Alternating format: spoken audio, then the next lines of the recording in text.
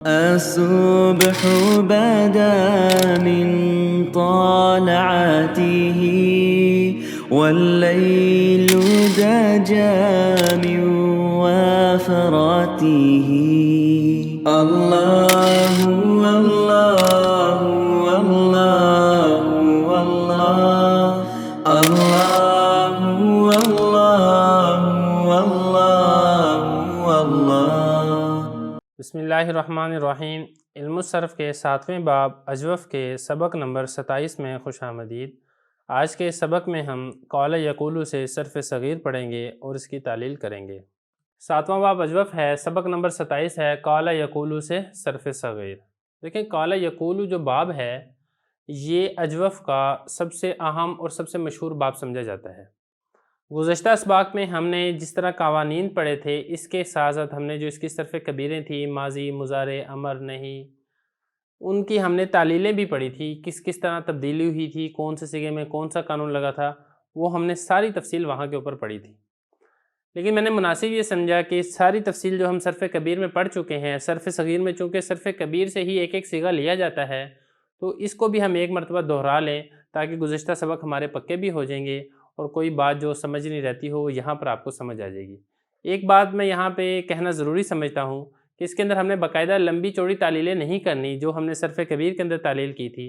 صیغے کے اندر میں صرف اشارہ کروں گا آپ کو کہ صیغہ اصل میں یہ تھا اور اس کے اندر پھر یہ والا قانون لگا ہے۔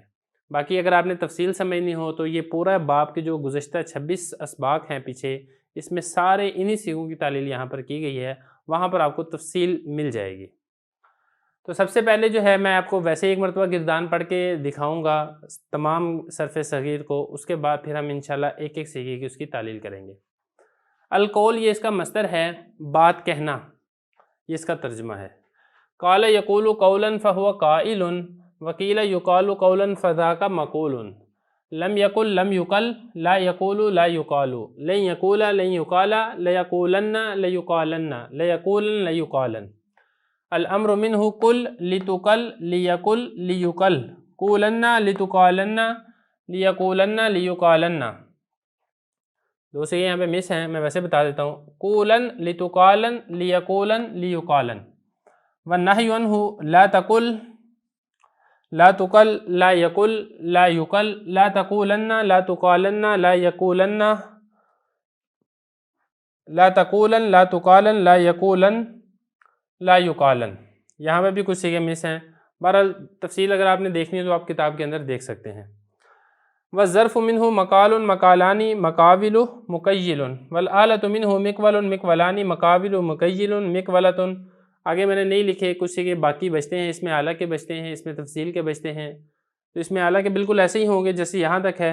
مقولۃ مقولتان مقابل مقیلۃ مقوال مقوالان مقابل مقیل۔ اس کے بعد جو اس کا افعل و تفضیل ہے، اس میں تفضیل ہے، اس میں کوئی قانون نہیں لگا، وہ صحیح کی طرح ہی ہے۔ اقول اقولان اقولون اقابل وقیل، اور اس کے بعد پھر مونس کولا کولیانی کولیات قبل وقبیلہ۔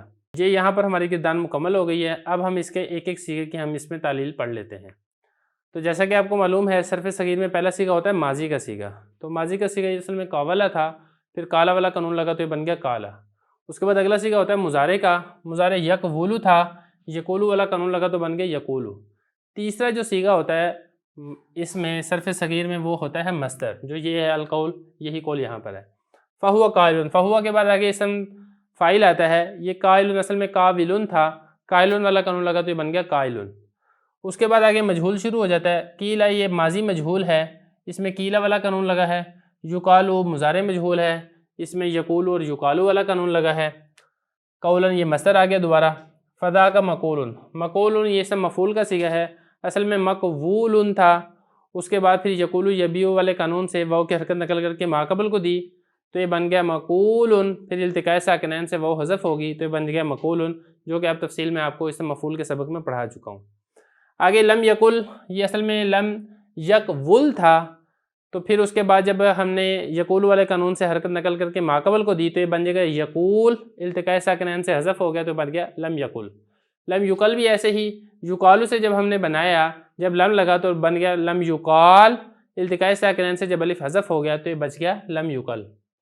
لا یقول لا یقال یہ بالکل مضارع کے صیغے ہیں، فرق یہ ہے کہ شروع میں صرف لا آ گیا اور کوئی فرق نہیں ہے۔ لن یقولا، لن یقولا لن یقالا، جیسا کہ آپ کو معلوم ہے یہ موقع بالغ ناصبہ کا صیغہ ہے، اس میں کوئی تبدیلی نہیں ہے، صرف مضارع ہی ہے، بس شروع کے اوپر لن لگ گیا ہے۔ لن یقالا، لن یقولا لن یقالا۔ آگے جو صیغے ہیں لیقولن سے، یہ مستقبل بانون تاکید ثقیلہ کے صیغے ہیں۔ تو یقول تھا، جب ہم نے تاکید ثقیلہ بنایا مستقبل کا تو شروع میں ایک تو ہم نے لام مفتوح لگا دیا اور آخر میں ہم نے نون مشدد لگا دیا، تو یہ بن جائے گا لیقولن۔ یہ واحد مذکر غائب فعل مستقبل معلوم اور یہ واحد مذکر غائب فعل مستقبل مجہول۔ یقالو تھا، جب ہم نے مجہول کا صیغہ بنایا، شروع میں لام مفتوح لگا دیا اور آخر میں نون مشدد لگا دیا، لام کو فتح دے دیا، تو یہ بن جائے گا لیقالن۔ اس کے بعد یہ آگے دو خفیفہ کے صیغے ہیں، لیقولن لیقالن، بالکل ویسے ہی ہے جیسے ثقیلہ ہے، یہاں پہ فرق یہ ہے کہ اس کے آخر میں صرف ہم نے نون ساکن لگا دیا۔ آگے دیکھیں، آگے امر ہے، امر کل یہ میں ساری تعلیل اس کی میں بتا چکا ہوں آپ کے، میں خلاصہ بتا دیتا ہوں۔ کل اس کو ہم نے بنانا ہے تقول سے، سب سے پہلے آپ نے تا کو حذف کرنا ہے اور آخر میں جب ہم نے لام کو ساکن کیا تو یہ بن جائے گا کول، پھر التقاء ساکنین سے واو حذف ہو جائے گا تو یہ بن جائے گا کل۔ لتقل بھی اسی طرح، تقالو تھا، شروع میں لام لگا اور آخر سے لام کو ساکن کر دیا، التقاء ساکنین سے الف حذف ہو گیا تو یہ بچ گیا لتقل۔ لیقول اصل میں یقولو تھا، یقولو کے جب ہم نے شروع میں لام لگایا آخر میں لام کو ساکن کر دیا، واو کو حذف کر دیا تو لیقل، لیقل بھی اسی طریقے سے۔ کولنا میں کولنا والا قانون لگا ہے، کیونکہ جب لام یہاں پہ متحرک ہو گیا تو وہ واو جو وہاں پہ حذف ہوئی تھی کل کے اندر وہ واپس لوٹ آئے گی اور یہ بن جائے گا کولنا۔ لتقالنا میں بھی اسی طرح، تقالو تھا، لتقل تھا، لتقل سے پھر ہم نے جب نون تاکید ثقیلہ لگایا تو لام کے متحرک ہونے کی وجہ سے الف واپس لوٹ آئے گا اور یہ بن جائے گا لتقالنا۔ لیقولن، لیقل تھا، یہاں پر بھی وہی تعلیل ہوئی ہے، نون تاکید ثقیلہ لگا تو لام متحرک ہو گیا، حذف شدہ واو واپس لوٹ آئے گی اور یہ بن جائے گا لیقولن۔ لیقالن میں بھی ایسے ہی ہے، پھر اس کے بعد آگے یہاں پہ خفیفہ میں دیکھ لیں، خفیفہ میں بھی ایسے ہی ہے۔ یہ سارے صیغوں کی جو تعلیل ہے وہ گزشتہ سبق کے اندر میں تفصیل سے کر چکا ہوں، اس لیے میں یہاں پہ بات کو دہرانا نہیں چاہ رہا۔ والنہی اور نہیں میں بھی ایسے ہی ہے، لا تقل، اس کی تعلیل بھی وہاں پر آپ دیکھ سکتے ہیں، لا تقل، لا تقل، لا یقل، لا یقل، لا تقولن، لا تقالن، لا تقولن، لا تقالن، لا یقولن، لا یقالن، سارے صیغوں کی تعلیل وہاں پر ہو چکی ہے۔ ظرف میں البتہ نہیں ہوئی، وہ دیکھ لیں یہاں پہ۔ مقالن، یہ اصل میں مقولن تھا، مقولن تھا، پھر اس کے اوپر اسی طرح یہ کالا قانون لگا، کالا والا قانون لگا، واو کی حرکت نقل کر کے ہم نے ماقبل کو دے دی اور اس کو الف کے ساتھ تبدیل کر دیا تو یہ بن جائے گا مقالن۔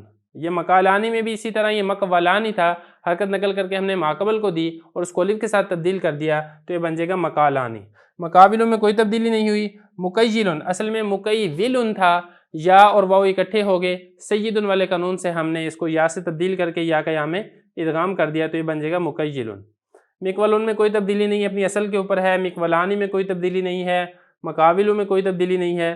مقیلن کے اندر البتہ وہی تبدیلی ہے جو ہم نے یہاں پر کی تھی کہ سیدن والا قانون جاری کر کے ہم نے اس کو واو کو یا کر دیا، یا کا یا میں ہم نے ادغام کر دیا، اور مقولتن میں کوئی تبدیلی نہیں ہے۔ باقی جو صیغے اس میں افعل التفضیل کے صیغے تھے اس میں بتا چکا ہوں کہ کوئی تبدیلی نہیں ہوئی ہے۔ تو میں امید کرتا ہوں آپ کو صرف صغیر اور صرف کبیروں سے آپ کو اس پورے باب کی جو تعلیل ہے وہ آپ کو سمجھ آ گئی ہوگی۔ اگلے جو اسباق ہوں گے وہ ہم انشاءاللہ صرف صرف صغیر ہم چھیڑیں گے، باقی صرف کبیر کے متعلق ہم انشاءاللہ کوئی بحث نہیں کریں گے۔